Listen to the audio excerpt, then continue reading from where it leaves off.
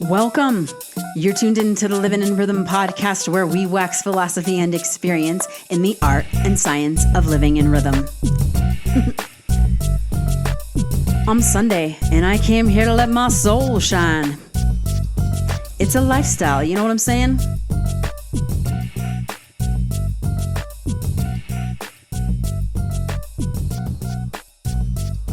This is the season of soul synthesis. That's right. It's time to integrate, synthesize, come together, all the parts that have been feeling discombobulated and separated. It's time to come together and synthesize and integrate and manifest in that way. So you're bringing the heart and the soul together. Just like the sun and the moon will be coming together for a new moon on September 14th. I'm just getting a lot of good, positive energy, feelings around these next couple weeks with this Virgo season hitting this new moon and then fading towards the autumnal equinox. This is a real moment where we can practice precision, repetition, and consistency, not only in our presence and our vibrational resonance, but also in our actions. I want to show up a little bit more in the 3D. So I want to talk about that. I want to talk about how we can show through our actions, through this integrating the elements of earth and water, how we can start to show the cosmic energies that we believe. Yep, we believe. We're working on healing our doubt, on surrendering hesitation and fear so we can step into a new empowered place and play with these skill sets we've been developing, because we've been through a lot in these last few years. And so it's time to show what we've learned, play with it, experiment with it, come together, collaborate, inspire one another. So I want to talk about those things, this new moon, this moment in time where we get to practice precision and healing and releasing and surrendering anything that we've been holding back with, and just stepping into this moment of true belief and empowerment. Because if not now, when? So I want to take some time to set some prayers around that, some intentions around that. But before we do, as always, we need to come into a moment where we can center ourselves and find a little presence in our own center of gravity.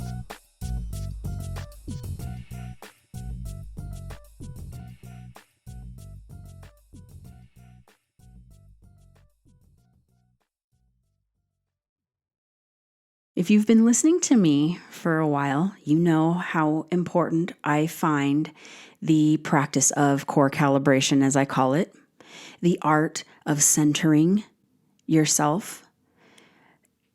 Mind, body, spirit is what we're going to talk about throughout this session today. It also goes a little bit deeper than that, because the thing I want to emphasize a little bit is this embodiment practice, which is the third dimensionality of our soul expression. Your physical body is the third dimensional expression of your soul. And we came here to let our soul shine. Every single one of us is a star. Every single one of us is a light. And we all have our own unique light and way that we shine. And part of that is seen in the physicality through our physical body. Bless it. No self-hate talk, because every single one of us is unique. So what I find is the more that I practice my embodiment, my physical practice, using my breath and movement to keep my body open, I feel that it helps keep my heart and my mind open as well. It has been one of the deepest practices for my own self-healing. It is one of my most valued skill sets. And I'm going to start to talk about this because that's what this time is about, this soul synthesis that I'm bringing up in this sesh. It's really coming to terms with our own inner light and starting to bring forth the things that make us all unique. That's what the age of Aquarius is about, is bringing forth your unique and sharing it with the collective whole of humanity, of life on earth. And it's a very sacred thing, in my personal opinion. Like I said, we're all so unique. We all have our own unique light in the way that we shine. And even if you're a twin, no two are alike, which I find so divine and beautiful. But also, it becomes, for me, I see it as it's becoming one of the most important things I can do on this planet is be who I am. Part of that is accepting who I am. And sometimes I use the word becoming because it's an ever-evolving thing. Sometimes I use the word living. I love the ing words because they're active. There's an action involved. And so when we're centering, it's an evolving thing. We're becoming centered, which we also realize and recognize that there's an accept that sometimes we're centered and sometimes we're not. And that polarity is designed on purpose for us on this polarity planet to understand a reference and a relationship of ourselves to the outside world. Now, this core calibration practice that I offer in every episode is designed to give you skill sets to practice your own unique centering, your own unique tuning in. And I call it there's a way that we call it in the somatic healing embodiment practices as neutrality. Your center of gravity is your neutrality, where you find peace and center in your physical body. As you develop as a practitioner, you'll become more adept at also centering and tuning your mind and your heart, or your emotions and your thoughts. So this is a very important skill set as a human being on the earth living, because this is like, each of us have our own. So as you take responsibility for your own center of gravity, your own vibrational presence, you actually start to show and become you start to reflect what you are wanting to show in the world and be in the world. You're also becoming a magnet for what you want in this world and what you want to manifest and create in this world. So by holding steady and consistent, repetitively of a consistent vibration. So this is what I mean by tuning in. When you tune in, you're just showing a consistent, like you're meeting yourself at this neutral place, this place where you find balance. And you show balance to the energy and the force that is by holding that balanced neutrality in your centered state.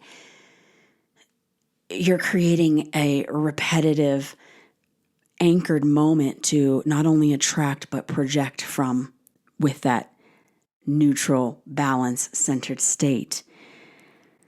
This is so beautiful for me when I think about these eclipses that are coming up as far as practicing the balance between the North Node and the South Node in the axis of Aries and Libra, which is this balance of within and without.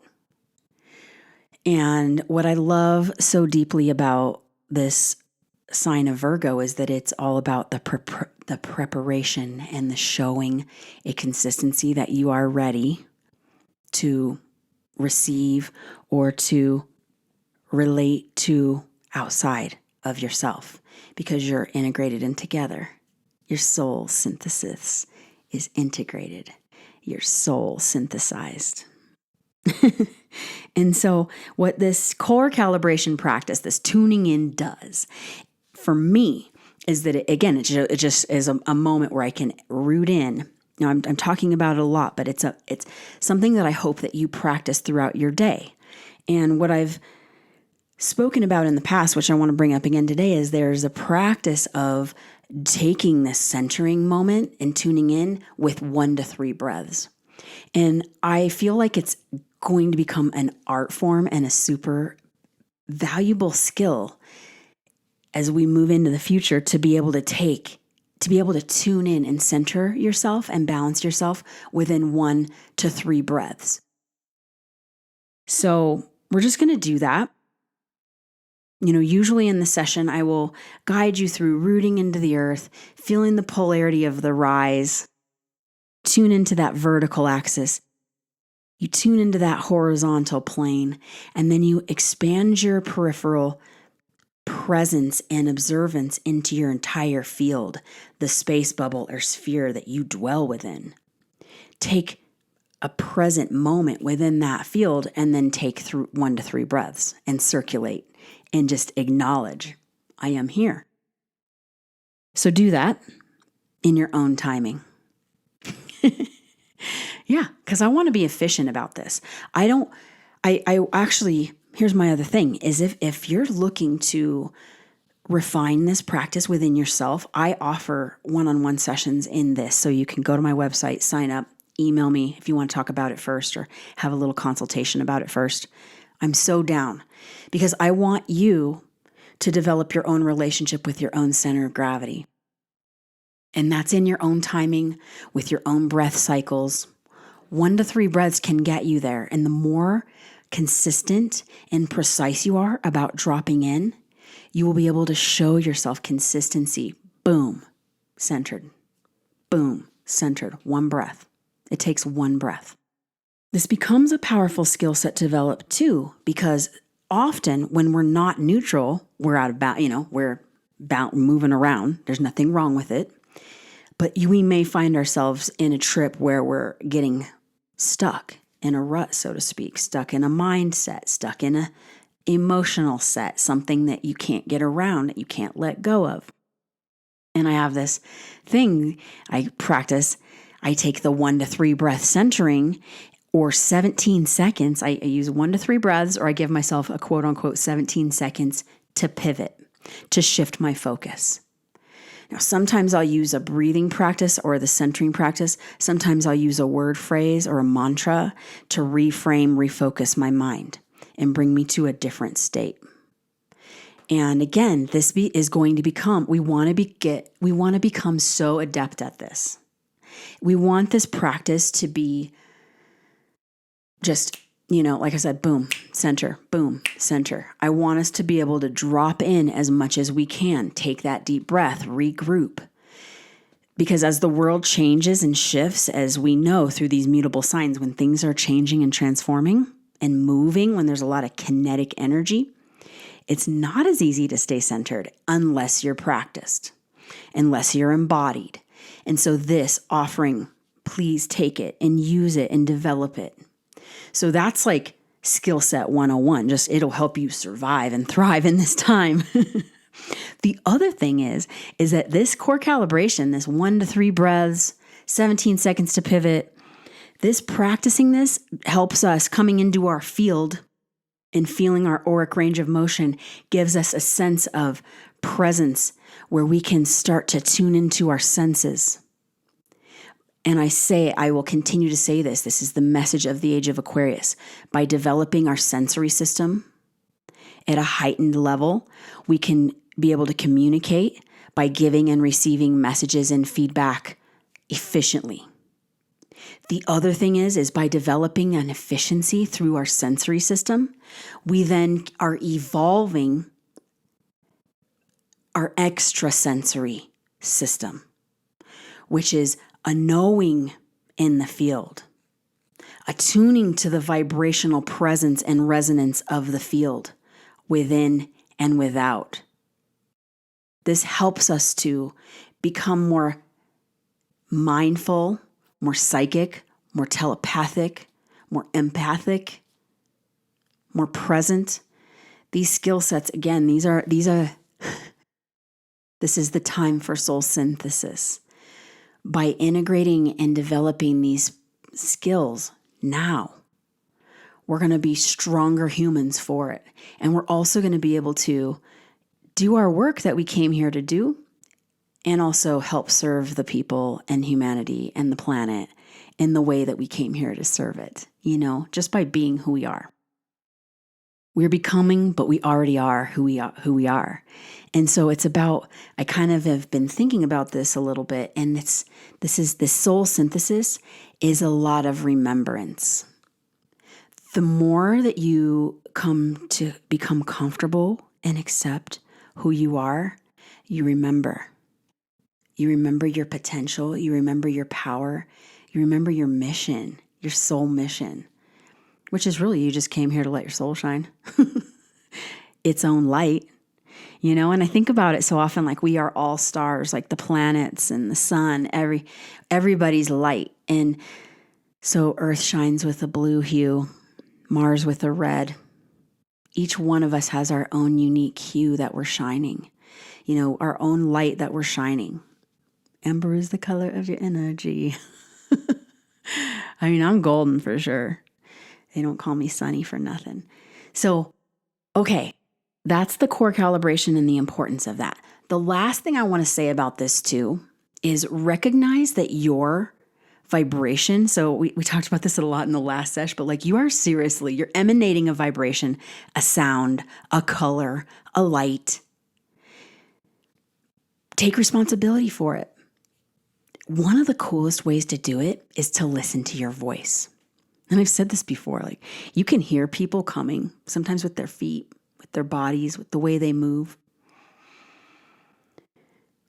Start to tune into the sound, like what sounds around you and how you sound around you, because that is communicating a vibration too. And sometimes, you'll have this a lot in this shows up in Mercury retrograde, which it's going direct. We'll talk about it.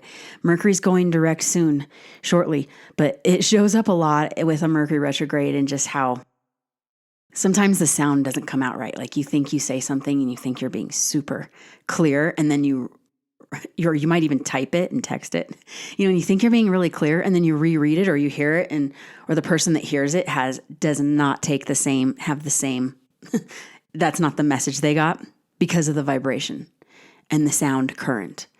And so back to the extrasensory bit, like this is part of the responsibility of being human on this time. It's like, you don't have to, but if you're here and you want to like do some good, this is how you start by accepting yourself and becoming aware and present with yourself. Feeling, listening, tuning into your soul synthesis, your heart and soul, mind, body, and soul integrated. It's a lot of work, so no pressure. And we're going to be working on this for the rest of our lives, so seriously, no pressure. But we're starting the conversation.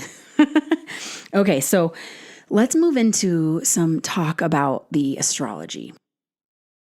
The cosmic wave of this moment in time is potent. It feels so sacred to me, which is why I'm saying this is where we bring things together. This is where we synthesize all that we are and play with it and practice it. Because on September 14th, we have a new moon in Virgo. That'll be happening at 21 degrees, 58 minutes Virgo, which is interesting. So we're in this final phase of Virgo. And Virgo is an earth sign. It's a mutable sign, which means it's changing, right? It's transforming what it learned through summer in the northern hemisphere and preparing for the fall. If we look at the evolution of the zodiac, it's preparing what it's learned about itself and integrating all that it's become in order to relate to outside world, relate to the other, Libra. It's a beautiful sign. I love Virgo. And as I said earlier, there's a lot of precision involved in the archetype of Virgo. There's a lot of repetition and consistency. My friend Patty, who's an astrologer, she coined the phrase Virgosis, which I just love. And it's really true. Like you can see Virgosis, you can hear Virgosis through the repetition, through consistency, through precision. They don't miss. Virgo energy does not miss. So this new moon is about us not missing. We're looking for a precision, a synthesis, and an integration of ourself so that we can show it consistently. We want to really hold that beat and that rhythm steady and consistent. Our frequency should just be so clear. Me. This is me. I am that I am. And by doing that, we meet the outside world with power, but also with presence and grace. I love it. It's so clean. It's so clean. So this new moon happens on September 14th at 7:38 p.m. Mountain Time. I always do Mountain Time because that's where I live. So do the adjusting for where you live on Earth. But what's cool about this particular new moon, every new moon chart, when we look at the alignment and the astrology of a new moon, it sort of holds sway for the whole next month, one moon cycle. And this is the last moon cycle before we go into the eclipse cycles of the axis of Aries and Libra, which I am so excited to talk about. I can just feel the changes already. But this, again, living in rhythm, when we tune in, it sets us up for the next wave. So we're not stumbling, fumbling around and getting hit by them, but we're actually living in rhythm. We're soul synthesized and in tune, cosmic synchronized, and calibrated through our core too, right? So the new moon is opposing Neptune at 26 degrees in Pisces. Again, these are all late degrees, so there's like a completion effect when we're in the late degrees. But Neptune and Pisces, it's at home there. That is the place where Neptune is at home, focusing and tuning. It looks like a tuning fork, the Triton. It's tuning its dreams, its visions, its sensory, extrasensory integration. It's actually starting to use, this is where the art, sound, healing, visual healing. This is where we come together. We bring together some of our third dimensional practices, our sensory practices, and integrate them with our extrasensory practices. So this is where you can, really tap in and tune into a higher spiritual consciousness. It's been happening for a while, but I feel like with this new moon opposing it, it's offering up again like an opportunity for us to earth it. Because the Neptune energy is so etheric and vast and cosmic, but the Virgo energy is so grounded, practical, precise, consistent. So we have this balancing of earth and water coming in, bringing our emotions and our intuition and, like I said, our dreams and our visions and our consciousness, our spirituality and our faith, what we believe deeply. We're bringing that into form a little bit more, which is why I've been saying why I'm emphasizing the importance of the embodiment practice. By honing in on your embodiment practice, your body, your emotional, your third dimensionality, the way you feel and the way you engage in the world and how you use your physical form to express that. This is how we're showing the world and the earth and the cosmic forces that be the direction we want to grow and go. So the water shapes the earth, right? The emotions shape the form. So this is how important this time is. I'm just seeing it as such a beautiful time for, again, creating, praying, manifesting. If you don't like the word praying, it's intention setting. It's the manifesting. You got to show it though. You got to prove it. You got to show your work in the third dimensional form. So there's that. Practice. It's fun. The other thing that's really cool about this new moon chart is that it's trining Uranus in Taurus at 22 degrees. And it's really cool because the moon happens at 21 degrees, the new moon, exact 21 degrees Virgo. And then like a moment later, like a few minutes later, it goes to 22 degrees and then it's exact trine to Uranus in Taurus. Now this is electricity and power and energy.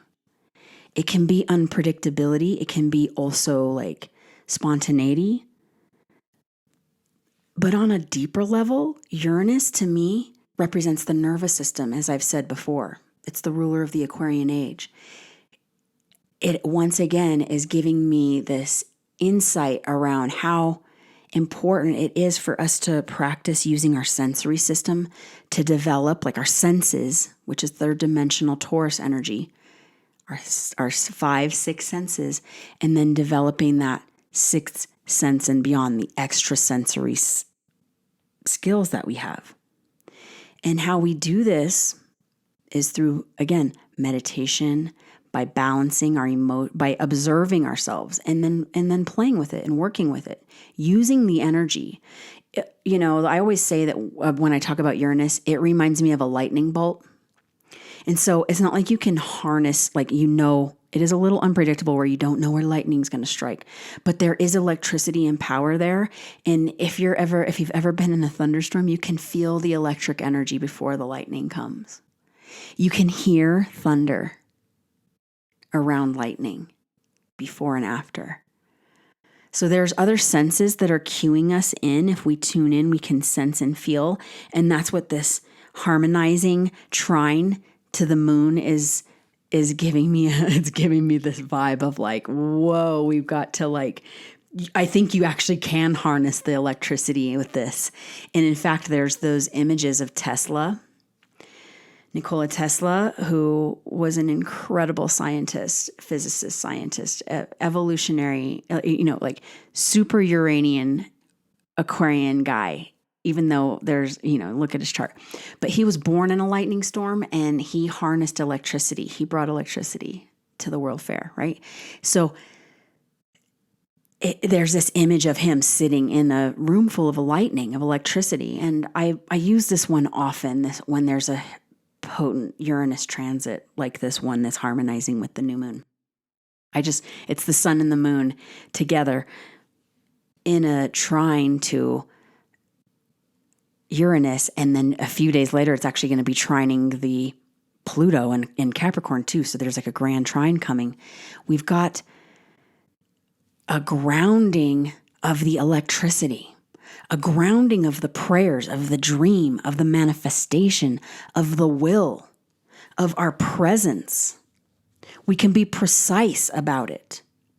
But the key is if we're bouncing around and we're ungrounded and our nervous system is all over the place, then there's no way that energy can surge through you efficiently, effectively, or, especially if you're really want to manifest. I mean, it's just, you've got to ground.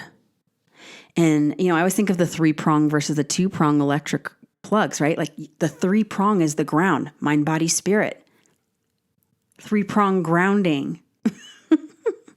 So we're grounding the energy. And again, it's just bringing forth this balancing between the water and the earth and how we can, balance our emotions and form matter with this. Bring it into material, show it. And a lot of this is going to show up through our spiritual fortitude or our belief. However you want to look at it, your faith, your belief, your spiritual fortitude, your belief. I believe. And by doing that, by showing this consistently and repetitively, holding a consistent vibration, that's how we grow, how we manifest. This is how we materialize things. How we show that we're believing is through the stories that we tell ourselves. I call it word sound power.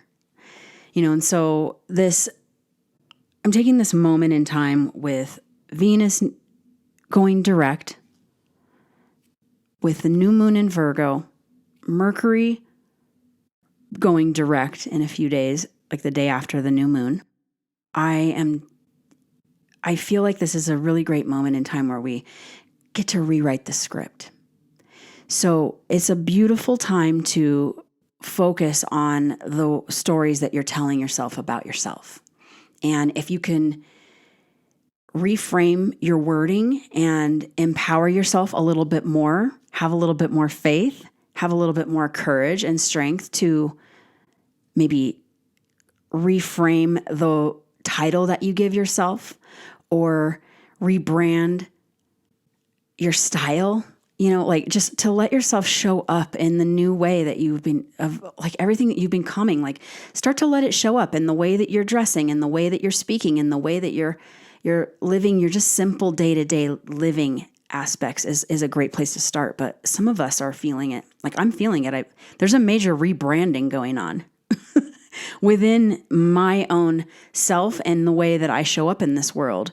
And it's really potent because, again, the word, sound, power, it's like sometimes like during this Mercury retrograde, I've been hearing myself say a word or feel a thing and maybe even lean into it a little bit more. And then after some time with it, I realized that maybe that's an outdated belief or an outdated perspective.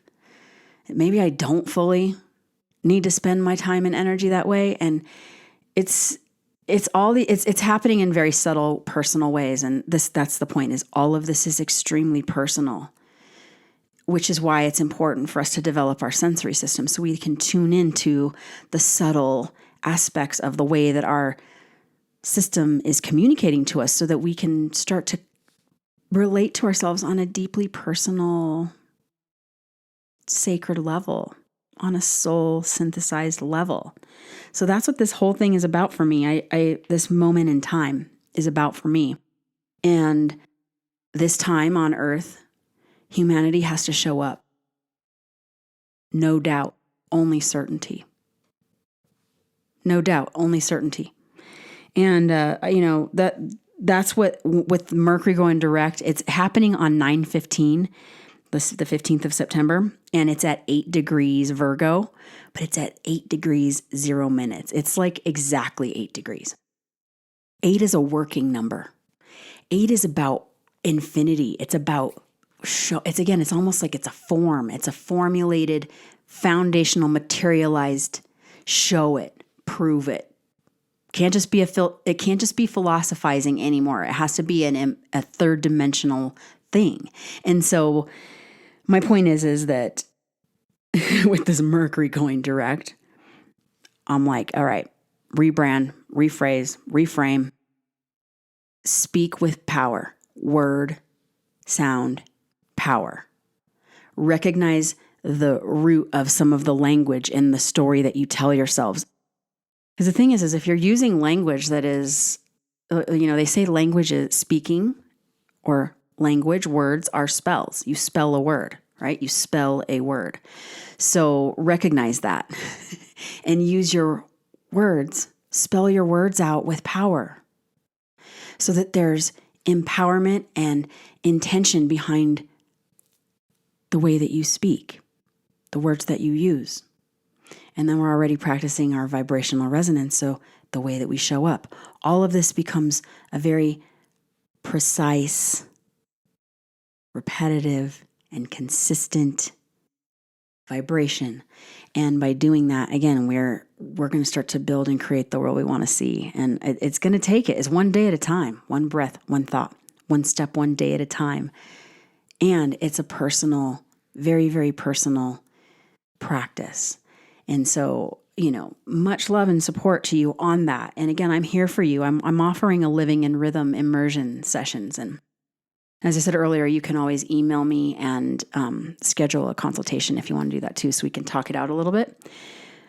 But back to this business of, this moment in time, it's marking a new chapter. It really, really is. There's a new chapter beginning where we get to show up and embody who you are and who you are becoming. Start to play with it like a little child putting on, like dressing up and playing. One of my besties right now, her son is playing, he's obsessed with Sasquatch, and it's hilarious because he's playing it, and I can see how he's enjoying this creative process of playing with this new thing that he discovered, and good for him. So back to this idea around like, what are you dressing up? Like, how are you playing right now with your energy and where you've been and what you've learned about yourself and where you want to go? Start to show it in this world with your creativity, with the way that you are speaking to yourself, with the stories that you're telling yourself, So again, there's lots of love and prayers around that, because this next month, within the next new moon, is going to be an eclipse in the Ring of Fire. It's going to be a Ring of Fire eclipse. And more on that later. So can we get consistent with who we are and where we're going? That's what we're being asked to do. You've got to show some faith, no doubt, no more hesitation. Be mindful of the stories that you're telling yourself. And if you're ready to rebrand, take launch into that new expression, this is the perfect time to do it. This is the perfect time to play with your self-expression. Okay? So lots of love and support for you on that. And the other thing that's happening cosmically, so there's a lot. We still have a lot of retrogrades, right? Jupiter's retrograding in Taurus also. And this Jupiter retrograde, I'll say this, Jupiter spends a year in a sign. And so it's in Taurus. It's been maximizing its Taurus energy. And now it's retrograding in Taurus all the way till December. So there's not a lot of, when Jupiter retrogrades, it's not moving forward anymore. It's actually starting to, it either holds steady or it starts to collapse on itself. Don't collapse on yourself. Don't collapse on yourself, whatever you do. Part of that is by just, again, having a little faith and belief in where you are and where you've been. Jupiter in Taurus is earth studies, sensory, earthy studies. And so we get to play. We're playing in the earthly realm right now with our philosophy and our wisdom, our development and our wisdom. And I love it. It like the Jupiter retrograde is, for me, it just shows, it's like we have to show a little temperance with our third dimensional practices. And that's part of this grace too. It's like no problem with the new moon Virgo prayers that are going on, the new moon Virgo intention that's happening. I'm going to say it again, precision, repetition, and consistency. That's what creates that's what's going to synthesize our mind, body, spirit, our heart and soul. That's where the soul synthesis comes from, is consistency. Okay, so believe in yourself. You can do this. Accept who you are and let your soul shine. That's what we came here to do. And so last thing I want to talk about this sesh is the upcoming autumnal equinox, which takes place on September 23rd at 12:50 a.m. Mountain Time, which means that if you're Pacific Time or west of Mountain Time, then you're going to be experiencing the autumnal equinox on the 22nd. Equinox represents, from the center of the planet, from the equator, it will be equal day, equal night. From this moment of equinox in the northern hemisphere, day by day, if you watch the eastern horizon, watch the sunrise or the sunset. Actually, you can watch it in the set, but I always watch it from the sunrise. It's so obvious from this moment of the equinox how you'll watch the sun traverse across the eastern skyline towards the southern edge of your eastern, it goes southeast. So the way I think of it, the way I like to think of it is that basically equinox is the beginning, like the autumnal equinox is the beginning of the solar wane. So it's kind of like a half moon. It's half sun, half day, half night, it's equal day, equal night. It's also the moment from this time of the equinox, you can observe the sun's light waning towards the south as we fall into winter. It's a poetic time. I love the solar and lunar cycles. Right? That's what this is all about. But that solar cycle is a potent one. These seasons changing, the cardinal signs of the zodiac are the places where the seasons change, where the sun changes. And they mark a moment where when you observe this consistently from where you live on Earth, like do this, it'll help you so much observing the moon and the sun. But again, like if you watch this equinox moment, the wane, it shows through where the diagonal of where the sun comes up. And so it just keeps going south. It heads south for the winter. And it's one of my favorite. I love the equinox, both spring and fall, but especially autumnal, because this is where the light draws in, which also means we have to rely on outside feedback more. We have to rely on each other more. We have to make use of the light that we have. It's a very collaborative, it's a very coming together, unifying time. This is where we harvest and draw our resources as we prepare for the winter, as we fall into winter. And so The sun entering into the sign of Libra on September 23rd or September 22nd, depending on where you are on the planet, that is 0 degrees Libra. And what you want to start to recognize again is Libra is the cardinal sign of the fall. If you observe in the cardinal signs, Aries, Cancer, Libra, Capricorn, these are the signs that represent the beginning of the seasons. So there's a beginning, a generating effect.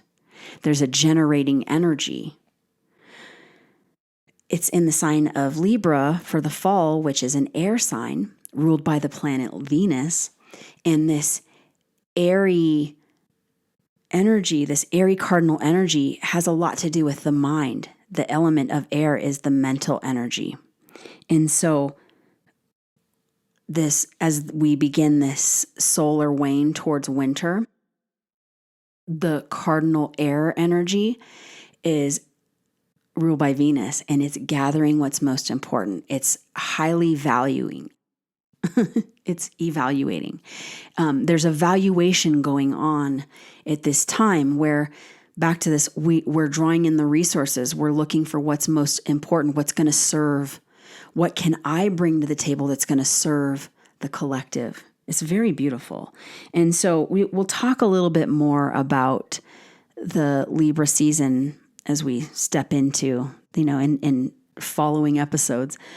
But I do want to say that as this, I just take these moments to tune into where you are, not just in your own body and in physicality, as we've talked about this whole session, but also where you are on the planet. I used to have this, when I taught the Cosmic Sync class, I would always say, to my class, the students, stand in the place where you live. That's that REM song. You have to be who you are, where you are. And the autumnal equinox is a really powerful time to do that because, again, we're right before the autumnal equinox. We have this new moon in Virgo, which is the culmination, the soul synthesis and integration of all that you are, all that you've learned and all that you're becoming and planning and intending, all that you want to curate and build and nurture and develop comes to meet the other outside. And so it's a really harmonizing time. And I just want to put that prayer out there I just want to put that, I just want to say that you get to, I like to drop these EPs and, I like to drop these episodes and share my insight, but I also, some of my biggest intentions around the way that I share astrology, cosmic synchronization is, again, it's a personal thing. And so I hope that you take this beautiful moment in time for yourself and you develop your own practices, your own rituals, as you will, or your own, just a sacred practice, something that you do to acknowledge who you are and where you are at this moment so that you're empowered and ready to give and meet with those that are around you. It's a very, like I said, I feel like it's a sacred moment in time. And so I personally will be lighting some candles, making some tea. I'm going to prepare some fire cider, which is an herbal blend that I can sip on throughout the season to keep my body healthy and warm. And of course, I'll be sharing that with some of my beloveds, my most loved ones. And that's what this time is about, So I hope you enjoy it. I hope you're brave enough to step into a new chapter and a new self-expression. And I hope you let your soul shine because I'm so grateful for you. I appreciate you. Thank you so much for tuning in. If you want to book a session, hit me up, liveinginrhythm.com. You can email me too if you want to take me up on that consultation. I'm getting ready to put myself out there too. So it's a reciprocal thing. And again, I'm grateful for your participation and your presence, and I feel you. And I got lots of love and respect for you. So keep doing the work and keep shining your light, y'all. All right. Blessings and love. Peace.